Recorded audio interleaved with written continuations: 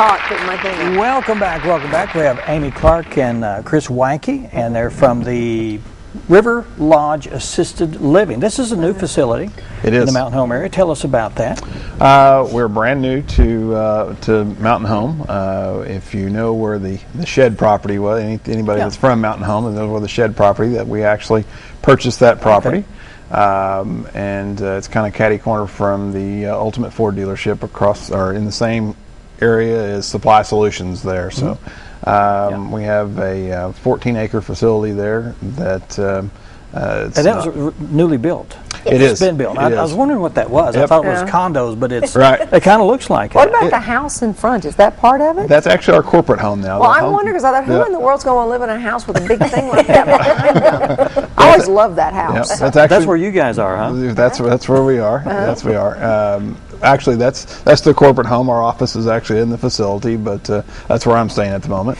And yes, we're a 75,000 square foot facility. We just opened February 1 of this year, and we're slowly growing with residents. And what levels of assisted living do you have? Well, there's several different levels of assisted living by what's regulated by the Office of Long-Term Care. There's a RCF, which is residential care facility.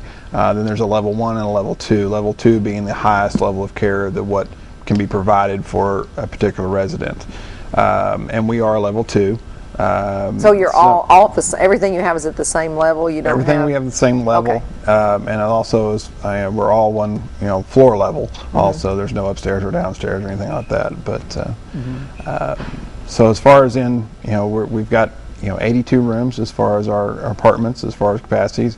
Anything from a studio apartment, which kind of looks like a pretty good size hotel room, if you can picture that, to a 2-bedroom, bath and a half, almost a little over 900 square foot apartments. Explain the layout. I've not been there. Is it individual apartments? It is individual apartments. Okay, they're not connected with a hallway or anything. They're all under one roof. They're all under one roof. All under one roof. Is there a central hallway or anything? Yes. We have 6 different hallways that all kind of conjoin into our center core, which is magnificent. It's all 40-foot open wood beam ceilings, and I mean it's very much a very lodgy type of facility. It does not look anything like your typical assisted living style facility or a nursing care facility. Okay. Well, then I must not follow the question that I asked her. So the people who stay with you don't need much care.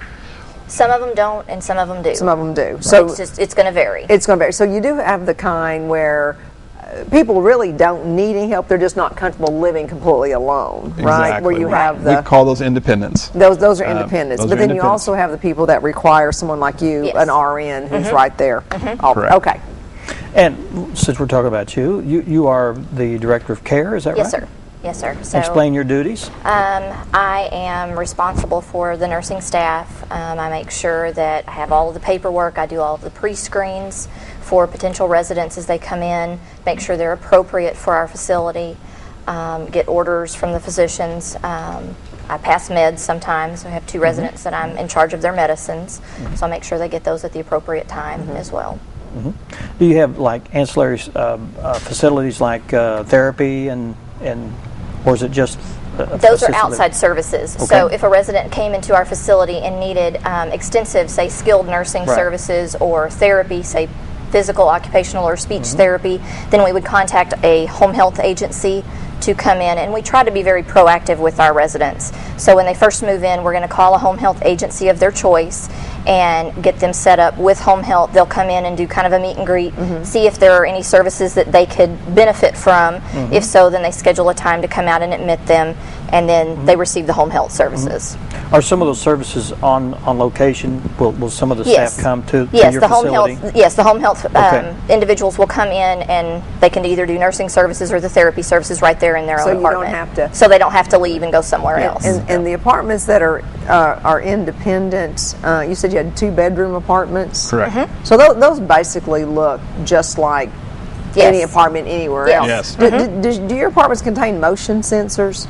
I mean, for my husband's grandmother lives and she has an apartment, and it looks just like an apartment, but if there's no motion detected inside that apartment for 12 hours, an alarm goes off in the main office, and they send someone to check on her. But other than that, she doesn't have anybody that checks on her on a daily basis. They have motion detectors in the rooms, which I think is groovy. Yeah, we do not have that. It's a good idea, because, you know, God forbid somebody be laying there and not being able to reach their button. But we have several different security items. We have one that stays on them all the time, which is basically just a what we call them a panic button, like a life alert. Yeah, life alert.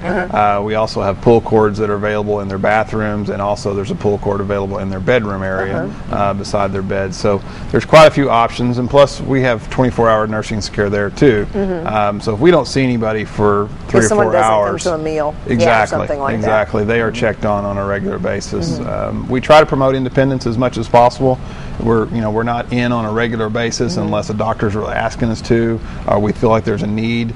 But we kind of very cognitive of what's going on during the day with them. And most of our residents, we try to get them to be very active with activities and things of that nature. So we have an idea of who's participating, who's not, where they are, what's going on. So, but you have cafeteria services, but do people have to use them? Or can they cook in their own rooms? We do not have cooking facilities actually in our room, but the extent of that is a microwave.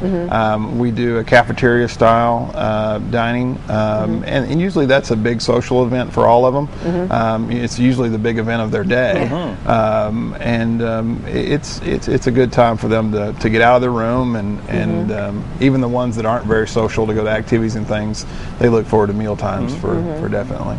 You talk about activities. Do you have group activities other than just eating? We do. We will have a licensed activity director at the moment. We're just kind of growing with our census for a moment, but we'll have scheduled things from your everyday common bingo that everybody plays to that we'll plan outings. I want to try to do some dock fishing and excursions and things like that, to going out to dinner. You won't be taking your own pole, will you? Well, yes, I think I will have to. So that's part of it. That's why you think I want to do it. But we're going to try to do some different things that are kind of out of the norm. We'll attend a lot of plays that are going on. We have one coming up that I'm going to try to get some residents to. So we try to stay out of the norm of what typically takes place in that type of setting, and try to make life a little bit more worth living. Get them a Wii machine. Those things are really popular. Those are awesome. Wii machine, and it's beanbag baseball. Yep. You guys play beanbag? According to Grandmother Garland, it is a deadly serious game. Beanbag. She said there's a little lady who's actually blind that's the best player. So I don't really know how that works, but the deadly serious beanbag baseball. We do wheelchair rodeos and all that kind of good stuff. Set cones up and go through them, obstacle courses, and it's a lot of fun. We try to make sure that it's a definite enjoyment for them to get up every day. Someone's interested. Can they come out and take a tour? Absolutely. Typical hours are somebody's usually there from, as far as staff-wise, office staff from about 7:30 to 8 o'clock at night. We do have staffing there 24/7 as far as nursing, but as far as in someone that's capable of giving tours and things of that nature, it's usually, let's say, 8 to 8. Do you need to reserve time, or can you just come by anytime? Come by and somebody will walk you around. Absolutely. And it's a 52-unit facility, you said? 82. 82, wow. 82. 82-unit facility. And maybe they can time it and they can get some ice cream from our ice cream parlor, or maybe we'll be doing a wine and cheese social. We have a wine and cheese bar too, so maybe they can catch one of those events going on. Oh, cool. Wine and cheese is different. It's not something I thought of, and that sort of thing. We have a 20-seat theater also. So show good movies. Show good movies. Will eventually be set up on Netflix and things of that nature. And we have some residents that are very, very much Cardinal fans, so they like to come down and watch it on that. On the big vocal screen. Cardinal fan. And I'm sure you have some sort of like aerobics activity or something like that we will. Residents can get involved in. Yeah. Yes. Those are all really good. Right. Yeah. New facility. Yes, Absolutely. cool. Come check it out. I mean, it's something And new. it's And sparkling clean and new. That's nice. It's nice. Yeah. New facilities are nice. RiverLodge Assisted Living, and we had numbers up on the screen, and they can call the front office and schedule a tour. You can just show up, and somebody's there to show you around the nice new facilities, and they can get a good idea from up close and personal viewpoint of what's going on there. We appreciate you guys being in the community, and thank you so much for taking time. We apologize for not accommodating you last week. I think you were supposed to be in, but had some things going on. So glad you're here, and come back sometime and let us know how it's going. Cool. Absolutely. Thank you very much. And bring pictures next time. We'll put the pictures up. All right. Absolutely. We can do pictures. Pictures are good. Thank you very much. Okay. Are you up for this? Yeah, peg leg Do pee you here. need a break?